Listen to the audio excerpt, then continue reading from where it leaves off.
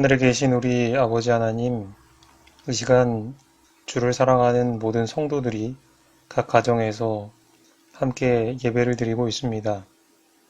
이 시간 방송으로 참여하는 모든 교우님들의 마음 가운데 성령 하나님 임재하여 주시고 우리의 마음을 준비시켜 주시어서 주님과 영어로 교통할 수 있는 귀한 시간 될 수 있도록 인도하여 주시기를 예수 그리스도의 이름으로 기도합니다. 내가 주의 법을 어찌 그리 사랑하는지요. 내가 그것을 종일 작은 소리로 읊조리나이다. 주의 계명들이 항상 나와 함께하므로 그것들이 나를 원수보다 지혜롭게 하나이다. 내가 주의 증거들을 늘 읊조림으로 나의 명철함이 나의 모든 스승보다 나으며 주의 법도들을 지킴으로 나의 명철함이 노인보다 나으니이다. 여호와의 율법은 완전하여 영혼을 소성시키며 여호와의 증거는 확실하여 우둔한 자를 지혜롭게 하며 여호와의 교훈은 정직하여 마음을 기쁘게 하고 여호와의 계명은 순결하여 눈을 밝게 하시도다.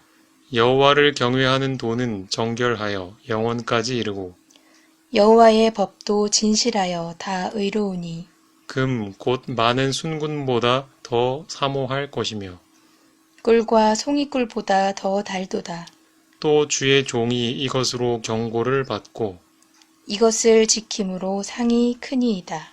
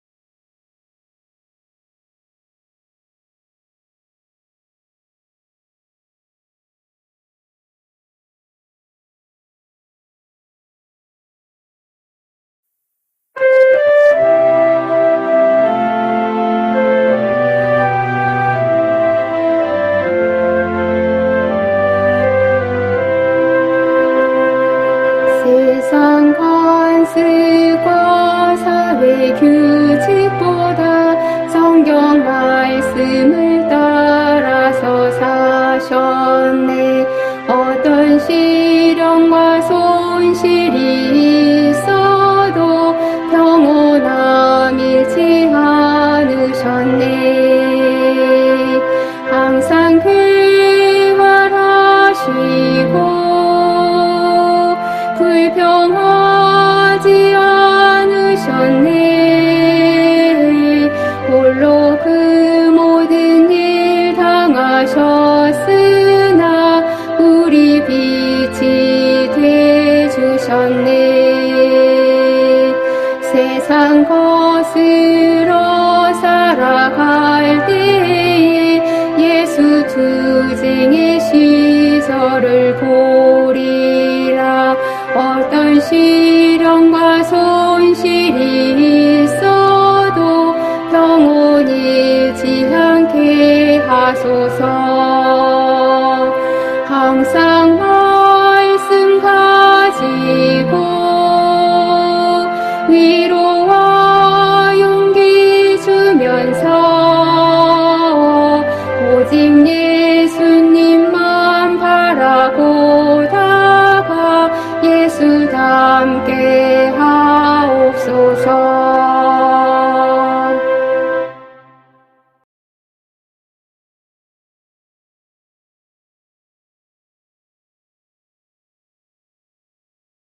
오늘도 안식일을 기억하여서 각처에서 방송 예배에 참여하시는 모든 교우님들께 하나님의 평강이 충만히 임하시기를 진심으로 기원합니다.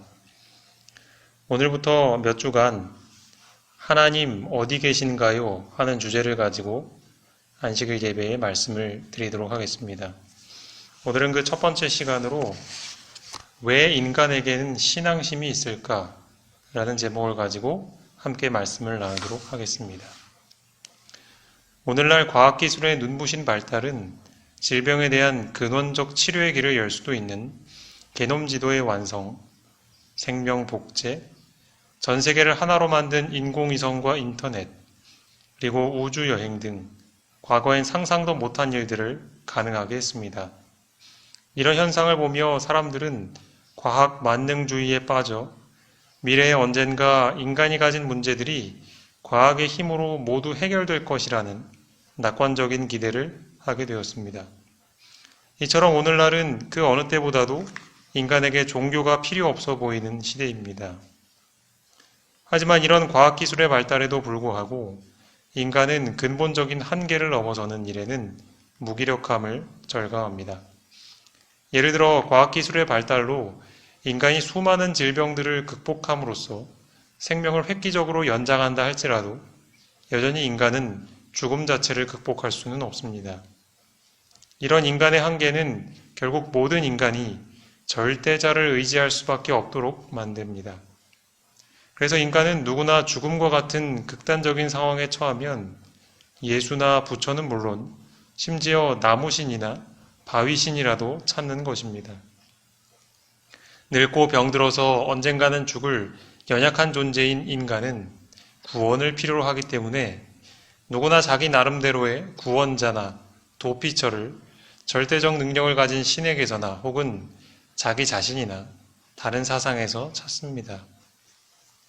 그렇다면 인간의 이런 종교적 특성은 과연 어디서 온 것일까요? 고대인들은 태양이나 천둥, 번개 같은 장엄한 자연 현상 속에서 신의 존재를 찾았습니다. 그리고 사람들은 고통과 질병, 그리고 죽음이라는 현실적 한계로부터 벗어나려는 욕망에서 신을 갈구하기도 합니다. 또 어떤 경우엔 로마의 황제들처럼 정치적 목적으로 종교를 이용하는 경우도 있습니다. 학자들은 인간의 대뇌가 400g 밖에 안 되는 침팬치의 그것보다 약 1000g이 더 무거운데 이 1000g의 차이가 사람을 종교적인 존재로 만들었다고 함으로써 종교심을 진화의 산물로 보기도 합니다. 그뿐 아니라 최근에 뇌를 연구하는 학자들은 인간의 좌측 귀 뒷부분에 위치한 측두엽이라는 뇌 특정 부위가 종교적인 감정을 생산해낸다고 말합니다. 이 부위를 일정한 진동의 자기장으로 계속해서 자극할 경우에 강렬한 종교적 감정을 경험한다는 것입니다. 종교적 기원에 대한 이런 여러 주장들이 나름대로 일리가 있고 때로 어느 정도의 호소력까지 있어 보입니다. 하지만 그 어느 것도 인간이 왜 종교적 본성을 갖게 되었느냐에 대한 만족할 만한 답을 주지는 못합니다. 그렇다면 성경은 종교의 기원에 대해 어떤 증언을 하고 있을까요? 종교의 기원을 알기 위해서는 인간이 어떻게 창조된 존재인지를 알 필요가 있는데, 성경 창세기에 따르면 인간은 무수한 생명체들 중 유일하게 하나님의 형상을 닮은 영적 존재로 지음을 받았습니다. 이런 인간의 영적 특성을 염두에 두신 예수는 사람이 떡으로만 살 수 없는 존재라고 말씀하셨습니다. 우리가 아는 것처럼 인간은 짐승과 달리 배부른 것만으로는 만족해서 살지 못하는 존재입니다. 사람은 위장에 음식이 가득 찼다고 해서 만족하며 살지 못합니다. 이는 사람이 짐승과 달리 밥통 외에도 또 하나의 통인 하나님 통을 가지고 있기 때문입니다. 사람들에게서 하나님 통이 비면 공통적으로 나타나는 현상이 있습니다. 그것은 그 하나님으로 고픈 배를 다른 것들로 채우려 한다는 사실입니다. 하나님 고픈 사람들이 채우려고 하는 대표적인 것이 바로 돈인데, 이것은 아무리 가져도 더 가지고 싶고 그 욕심에는 끝이 없습니다. 그래서 돈 자체는 결코 악한 것이 아니지만 돈을 사랑함이 일만하게 뿌리가 된다고 성경은 경고합니다. 우리는 돈으로 행복을 살 수 없을 뿐 아니라 돈에는 진정한 만족도 없음을 잘 압니다. 또한 어떤 사람들은 술이나 담배, 심지어 마약, 그리고 성적 쾌락을 통해서 하나님이 없는 빈 마음을 채워보려 합니다. 하지만 비어있는 하나님 통은 다른 어떤 것들로도 대신 채워질 수가 없습니다. 하나님으로 채워지지 않은 인간의 가슴은 영원히 공허할 뿐입니다. 전쟁과 평화의 저자로 유명한 러시아의 대문호 톨스토이는 역사상 가장 유명한 소설가들 중 한 사람이었습니다. 그는 어린 시절 이미 기독교를 거부하고 대학을 마칠 때에는 인생에서 얻을 수 있는 최대한의 쾌락을 얻고자 했습니다. 술, 여자, 도박에 탐닉해 보았지만 만족이 없었습니다. 후에 자신이 쓴 책들을 통해 많은 돈을 벌었고 명예와 지위를 얻었지만 거기에도 만족은 없었습니다. 그러던 중 톨스토이는 마침내 자신의 주변에 있는 가장 평범한 러시아 기독교인 농부들의 모습에서 그 해답을 찾게 되었습니다. 그는 러시아의 농부들이 가난하게 살았지만 하나님을 믿는 신앙 안에서 진정한 만족을 누리고 있는 것을 보았던 것입니다.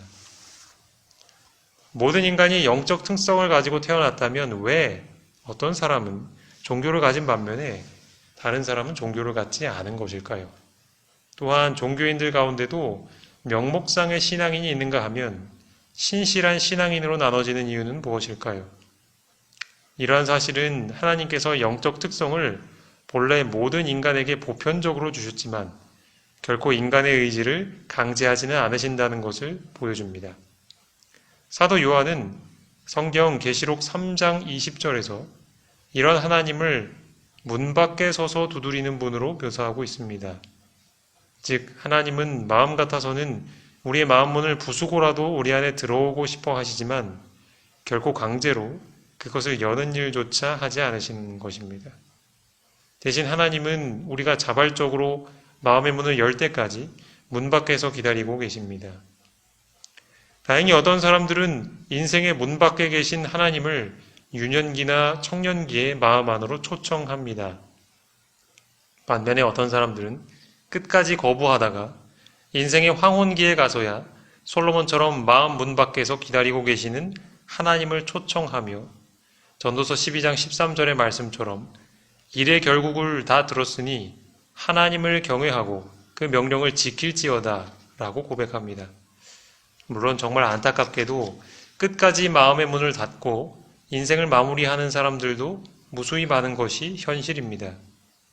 아직도 우리에게 기회가 있을 때 마음 문을 여는 것은 그 무엇보다 중요한 일입니다. 마음 문을 여는 일은 부모나 형제, 자식은 물론 목사님이나 신부님도 심지어는 하나님도 대신해 줄 수 없는 오직 나만 할 수 있는 나의 개인적인 선택인 것입니다. 항해를 하던 선박이 갑작스런 풍랑으로 파선하고 말았습니다. 무인도에 간신히 일부의 선원들이 표류하게 되었는데 다행히 6개월 정도 먹을 식량이 남아 있었습니다. 그런데 이들이 섬을 수색한 결과 그 섬에 사금이 무진장 매장되어 있다는 사실을 발견하게 되었습니다. 이 사실을 알고 흥분한 사람들은 구조선을 찾으며 구조를 요청하는 대신 사금을 캐는데 정신이 팔리고 말았습니다. 그리고 1년쯤 지난 후에 우연히 이 섬을 지나던 배가 그곳에 들렀다가 이상한 광경을 목격하게 되었습니다. 사람들은 온데간데 없고 해골들만 여기저기 나뒹굴고 있었는데 그 해골들 옆에는 한결같이 사금들이 무더기로 쌓여 있었던 것이죠. 그들은 부자가 되는 데는 성공했지만 구조받아서 자기 목숨을 살리는 데는 실패했던 것입니다. 밖에 서 계시는 하나님을 향해 마음의 문을 여는 일은 시간이 나면 할 일도 혹은 삶의 여유가 생기면 선택할 인생의 액세서리와 같은 것이 결코 아닙니다. 마음 문을 여는 일은 우리의 운명이 달린 인생에서 가장 중요하고 긴급하게 해야 할 선택입니다. 왜냐하면 인간은 솔로몬의 말처럼 낼 일을 자랑할 수 없는 연약한 존재로서 잠언 27장 1절의 말씀처럼 하루 동안에 무슨 일이 일어나는지 알 수 없기 때문입니다.